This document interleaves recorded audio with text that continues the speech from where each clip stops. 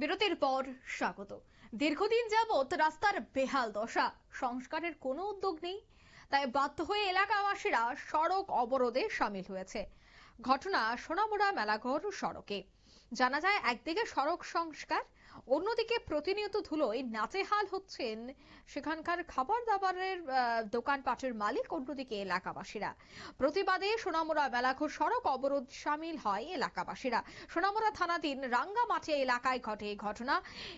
এই অবরোধ জানা যায় দীর্ঘদিন যাবৎ সোনামুড়া মহকুমা মেলাঘর থেকে শ্রীমন্তপুর পর্যন্ত সড়ক নির্মাণে কাজ চলছে। অত্যন্ত ধীর গতিতে চলে এই কাজ। রীতিমতো অতিষ্ঠ হয়ে এবার যান চালক থেকে শুরু করে পথ চলতি মানুষ এবং পার্শ্ববর্তী এলাকার লোকজন দ্বারা আজ এই অবরোধে সামিল হয়েছে। প্রতিনিয়তই এই রাস্তার ফলে দুর্ঘটনা হচ্ছে। অতিরিক্ত মাসুল এবার দিতে হচ্ছে যান চালকদের।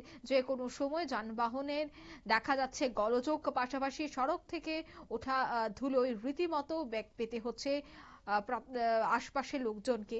তাই দ্রুত সংস্কারের কাজ সমাধান এবং সড়কে নিয়মিত জল ছিটানোর দাবিতেই সড়ক অবরোধ করে বসে এলাকাবাসীরা। কি অভিযোগ, কি দাবি তাদের, শোনাচ্ছি।